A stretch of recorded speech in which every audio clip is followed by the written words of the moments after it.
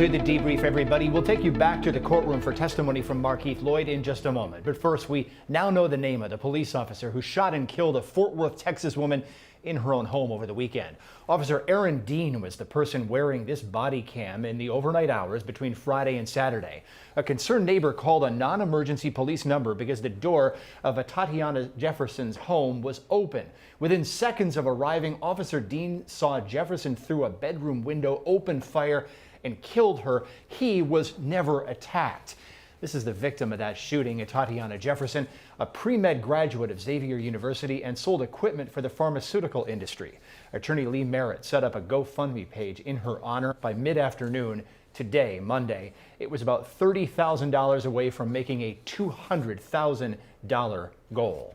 The police chief there in Fort Worth called the shooting senseless and expressed sympathy, apologies, condolence, and prayers from his entire department to the family of the victim. Then he demanded action. We've received many calls from the community expressing their concerns and demands. And I assure you, as chief of this department, I share those concerns and I demand a thorough, transparent, and speedy investigation. This will not be an opportunity for us to make excuses, but rather to investigate this case to the fullest, to provide the justice we all seek for Tatiana. The officer who shot at Tatiana was served his written administrative complaint on Sunday. At that time, he was also placed on detached duty and stripped of his badge and firearm. My intent was to meet with him today to terminate his employment with the Fort Worth Police Department. However, the officer tendered his resignation this morning before we met. Even though he no longer works for the city, we will continue the administrative investigation as if he did. The case will be completed and reviewed by the chain of command. Had the officer not resigned, I would have fired him for violations of several policies, including our use of force policy, our de-escalation policy, and unprofessional conduct. Additionally, the separation paperwork that is sent to the state licensing agency, the Texas Commission on Law Enforcement, will reflect that he was dishonorably discharged from employment with the Fort Worth Police Department. Despite his resignation, the officer still faces criminal charges from the major case investigation. I personally checked on the progress of that case repeatedly, and I anticipate a substantial update to provide you no later than tomorrow. Additionally, we have also presented a preliminary case to the FBI to review the officer's actions for possible civil rights violations. Retired LAPD Sergeant Cheryl Dorsey is with us tonight. So Cheryl, the chief there listed a series of swift actions. It might sound to many observers like he's throwing the book at the officer who fired his weapon. What's your assessment? Well, listen, this was an easy fix because he's a rookie. And so they're absolutely doing a punctious pilot on him. They are washing their hands of him. And I'm glad that they stripped him statewide so he can't go and get on with another agency, at least within the state of Texas. Should the officer have been fired before he had the chance to resign his position here? Well, you know, ideally, they probably would have liked to have fired him. But since he beat them to the punch, understanding that because he's not vested, he has no standing, he really doesn't have the support that a tenured officer would have. And so he just did what they were going to do to him before they did it to him. Should the officer have been, we talked about that for a second here. The chief said that the only time he would consider it safe to fire into a dwelling is if an officer was being fired upon from within the dwelling and the officer knew only one person was inside. Do you agree with that? Well, listen, absolutely. Anytime an officer discharges their weapon, it's only in the immediate defense of life, idle, immediate defense of life. And so there was no imminent threat. He was on the outside. And even if he thought he was going to be able, Aaron Dean, to say he perceived a threat, he would not be able to reasonably articulate that because he was outside. He had the ability to take cover and concealment. He could have given orders. He could have stood down and requested a backup. There were all sorts of options that he had available. We're taught and trained to use deadly force as a last resort. We are only allowed to use that force necessary to overcome resistance or in the immediate defense of life. And neither one of those things applied. I want to go back to that body cam footage because we slowed it down there. I want to look at it again. It shows the officer pointing his flashlight inside the victim's window, and she looks out at him. You can see it clearly in the footage. He never identifies himself as a police officer. He just tells her to put her hands up while aiming a blinding light in her face, and then he pulls the trigger just seconds later. It was 2 seconds after he said, put your hands up, put your hands up. Then she's shot and killed. How is that in any way acceptable? Well, it's not. And that's why he's no longer on the police force. Because listen, is it unreasonable to expect at 2 o'clock in the morning that maybe the residents might be contained within that dwelling? But if sense were common, everyone would have it, and you can't teach it. Unfortunately, this woman lost her life, and there's an 8-year-old now who is forever changed because he witnessed her losing her life. The body cam footage that police have released shows at least one weapon on the floor of the bedroom. If the officer saw that, would that have sent some kind of a trigger off in his mind that maybe he was in danger? Or is this just another completely unreasonable fact that's been injected into this? People are allowed to have weapons in the home to defend themselves. And so the mere existence of a weapon, even him seeing it, she hadn't picked it up, it wasn't in her hand, she wasn't producing it in a threatening manner, and so none of that mattered after the fact. And we don't even know if he saw it because he acted so quickly. And so while that was, nice to know, I don't even know why they explained that there was a weapon found in the house, but to kind of muck up the waters.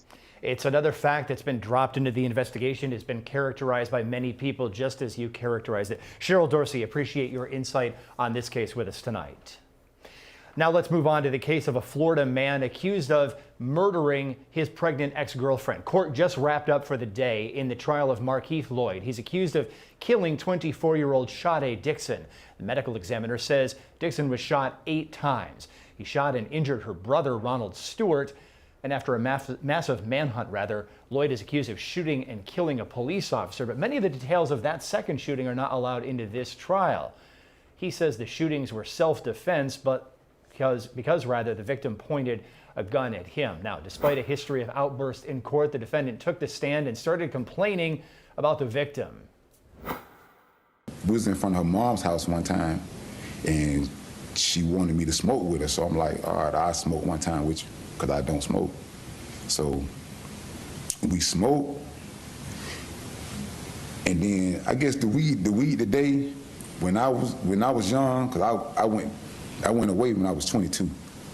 So I don't know about all these crazy name weeds, but the weed today is too strong to me. So I was in the car, I smoked with her, and it had my whole body hurting. So I'm like, oh my God, my whole body was hurt. I'm like, Sade, you got this. I thought it was a sign from God, because if we just doing this to a grown person, what you think is doing to a fetus that's trying to develop a brain? And I know weed has cleared some of my memory from my years as a youth smoking weed. So I know as a child trying to develop a brain what it's doing to a fetus. Does this testimony somehow help? Sade was not the only woman Loyd was dating when he found out that the victim, Sade, was pregnant. Another woman was arrested for helping Loyd flee from police. Those charges were later dropped, and he talked about that. So I was going to stay with her to 6 months. So when I sent her home at 6 months, she's not going to be able to get an abortion then. So I was going to give her 6 months. So I had talked to one of my exes who I was in a relationship with, and I left her because we had a situation dealing with me and her relationship where she got the mental issue. The woman that you're talking about is one of the women that were arrested and charged Yes. in this case. Yes. It was locked up for 3 weeks. Yes. And then the charges were dropped. Yes. Okay. So. What's her name? Jimmy Slaughter. Okay, we left off last Friday with the surviving victim in this case, Ronald Stewart. On cross-examination, Loyd's attorneys pressed Stewart about when he walked out of his house to see his sister, the victim, arguing with the defendant, who you just saw. Loyd apparently told that witness that Sade was smoking weed and sleeping with other men. She calmed down from what I seen from the window pane, but yeah, she was looking pretty tense. And you kept trying to say, separate, separate. You guys, come on, separate. But no one's listening to you. Well, I told Sade to start walking to the house, and she started doing that, and Marquis was like, no, we're talking about this today. She got angry, did she not? She got upset, yes. And as a result of that anger, she said, my brother will whip your... Yes. That's what her response was. Yes. She wasn't backing down. She was angry. And you're trying to diffuse. Isn't that true? Yes. She never mentioned to you that she had asked Markeith to come to the side of the house while she was in possession of that gun. I didn't hear about that. She never mentioned to you anything about him telling her to drop the gun. No. The victim's mother was at home when she heard the gunshots. She says she walked outside with her other son, Dominique, to see the defendant leave in his car while Sade and Ronald bled on the ground. She was laying face down with her face looking up at the door on her chest. So we had to flip her over. Okay. And was anyone taking care of your son? Between me and Dominique, no, I kept yelling, my baby, my baby, my baby, Ron, Ron, Ron. And he was grunting. At least we knew we got some type of grunt from him, but Sade wasn't responding at all. So that's when I checked her pulse, and that's when I told Dominique we need to start CPR. You had training in CPR? Yes. Dominique had training in CPR? Well, Dominique is a certified lifeguard, and so is Ronald. So all of us are trained as certified CPRs. The victim's mother did admit the family had a gun inside the house. And on cross, the defense asked her about the age difference between the defendant and Sade and about wanting justice. I called him a 40-year-old Anything else? pedophile. So you called Mr. Loyd, who was 40 years old, dating your 24-year-old daughter, a pedophile. Is that right? That is correct.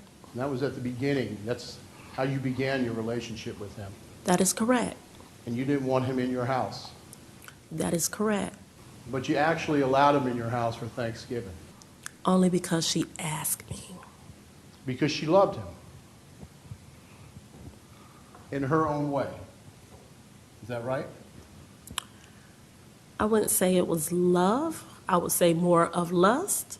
But, yeah, she asked for permission. Mommy, I want to bring him over for Thanksgiving to eat. So you believe that the relationship was based entirely in lust. Is that right? That is correct. Marquis Floyd is accused of leading police on a massive manhunt and then shooting and killing a police officer when that manhunt ended. Evidence that the officer died is not allowed in this trial, but some evidence of Marquis Floyd's interactions with that officer is allowed. Here, a witness describes approaching the officer and telling the officer that a wanted man, Loyd, was in a Walmart. When I was at customer service, I noticed her walk out of the store.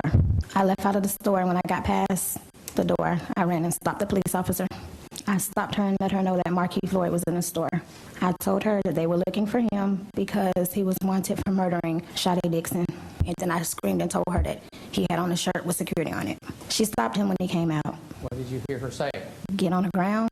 Did the defendant get on the ground? No, sir. Pushed his cart, ran around a pillar. He came back from behind the pillar, a gun in his hand. Did you notice whether or not the officer had her gun in her hand? Yes, sir. I got on the ground. Shots back and forth. You know how many shots you heard? No, sir, I don't remember. Another witness at the Walmart store where the officer was shot and killed described the defendant's actions. I heard the officer yelling. It got my attention. I looked. I seen Marquis Floyd try to run around the pillar, and it kind of looked like he was trying to run from her, but when he figured out that he wasn't going to be able to get around her, he pulled out his gun and started shooting. And did you see the officer? Yes, sir. Did the officer have a gun out? Yes, sir. And did you hear her fire? Yes, sir. You know how many gunshots you heard? Not exactly. After the shooting was all over, what did the man in the black shirt, what did he do? Ran away. Let's bring in our other guests tonight, attorneys Chad Young and Michael Bryant. So, Michael, I got to ask about this split between the two cases with the officer and Sade.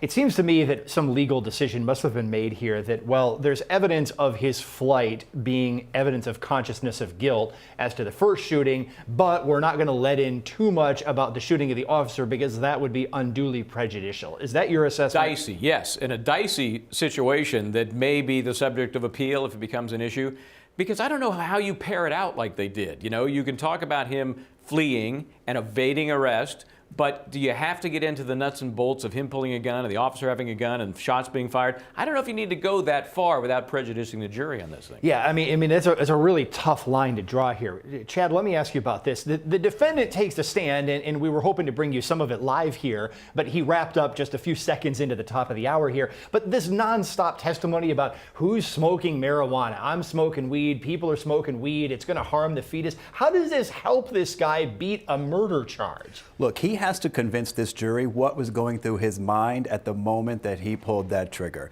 And I think what he successfully did today was let the jury know how his mind works, that he is a reasonable guy, he is a loving guy, he always tries to do what is the less aggregated fact. And so I think he really did a good job of letting people know that's how his mind works. So he's trying to say that she was smoking weed, Michael, and that she's the one that was somehow messed up and that she unreasonably pulled a gun on him. That's where he's going with this? Well, he's making it sound like this is irritating to me. I've told her many, many times, stop doing that. You're hurting this fetus, my fetus. I'm going to take care of this child.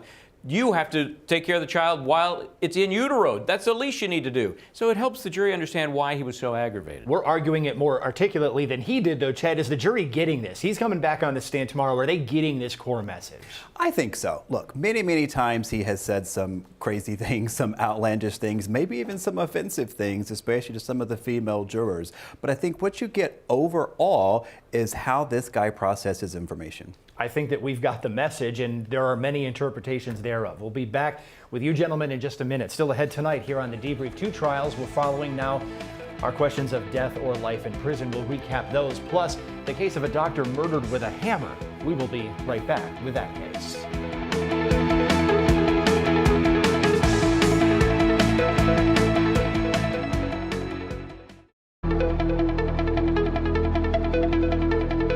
The jury will begin deliberating in the morning the penalty phase of the case involving the murder of a Florida law professor. Sigfredo Garcia and Catherine McMonagall were accused of killing Dan Markel. The state said the motive was Markel's divorce and custody battle with his ex-wife Wendy Adelson. McMonagall's case ended in a hung jury. Garcia's jury is determining a punishment of death or life in prison after convicting him. A third defendant, Luis Rivera, admitted guilt and cooperated with the state. The jury of the so-called Hollywood Ripper is also deciding whether it's life in prison or the death sentence for a man prosecutors say attacked 11 women. Michael Gargiulo stands convicted of killing 2 in California and trying to kill a third by attacking her in her own home. Gargiulo's son pleaded with the jury to let the defendant, seen here, live. Day 3 of testimony in the case of a Florida doctor beaten to death with a hammer. Dr. Teresa Sievers did not show up to work back in 2015. A friend checked on her at home and discovered her cold, bludgeoned body and the alleged murder weapon nearby. Months later, police charged her husband and 2 other men with plotting to kill her. Investigators say husband Mark Sievers hired his longtime friend from Missouri, Curtis Wright, and Wright's friend Jimmy Rogers to kill the wife. Rogers is the one on trial right now. Wright struck a deal with prosecutors and is expected to testify against Rogers. Sievers will go on trial after this case wraps up. The defendant worked on the cleanup crew for a contracting company. Around the time of the shooting, his supervisor says he requested some time off. He said that he was going to go to Florida to meet up with his brother, who had recently graduated law school, and they were going to celebrate the fact that he had graduated law school. And at some point during the weekend of the 28th, did you have some contact with Mr. Rogers? Yes, sir, I did. And what was the purpose of contacting with him? I hadn't realized that he was still out of town. I had contacted him on Sunday evening. to let him know that I didn't need him to work at Doe Run the following Monday, which would have been the next day, but that we needed him to work as a laborer with the roofing crews for our company. And did you get a response when you contacted him? Did he respond? Yes, sir, he did. What was his response? His response was, I'm still in Florida. A crime scene technician returned to the stand today to testify about a rental car. She discussed processing evidence from the car, including finding evidence of presumptive blood. I spent multiple days doing it, but not one after the next. Okay. And how long was the vehicle in the possession of Lee County Sheriff's Office? It is still in possession of the Lee County Sheriff's Office. Now, this was a rental vehicle? Yes. And it was processed the processing began approximately 3 weeks after the events on Jarvis Road. There was additional processing by another crime scene technician before I started processing the vehicle. And that was the processing that was done in Arizona? Correct, yes. Do you know how many times during that period of time this car had been rented? I do not. Do you know where this car traveled to between the date on Jarvis Road, June 19th, and the day that you took possession of it? I do not. Okay, let's bring Michael and Chad back in for analysis on this one. Chad, it seems to me like with the point of this case that we're at right now is prosecutors just slowly building up some circumstantial evidence. It's going to make a lot more sense once we get into this a little bit further. Yeah, I mean, that's what you have to do is sort of lay all the foundations so that you can bring it all together in your summation. So, Michael, you know, we've got the rental car, we got presumptive blood. Presumably, we're going to get some DNA tests. We're going to get a little bit more out of that rental car. We're going to figure out what he was doing. Was he really in Florida attending a law school celebratory graduation? If the answers are no, it doesn't look good for this defendant. Yeah, you're right. And there's a lot to GPS information. Remember, it was a trek of about 1,100 plus miles from the defendant's home to the crime scene and back, and the rental car had 2,400 plus miles on it. All of that made sense. All of that's going to lead the jury to think that they got the right guy. Yeah, I mean, and talk about a convoluted story. You've got the friend and then the friend's friend. When you line it all up, it's easy now to look at it, but police had to do a lot of this legwork to try to make this case make sense. Appreciate the input from both of you gentlemen here on the debrief. A reminder that the Marquis Floyd case is actually on a break right now. They're going to be back for more live testimony with the defendant on the stand. If you'd like to keep watching, go to our website, lawandcrime.com. We'll have it for you there. See you tomorrow.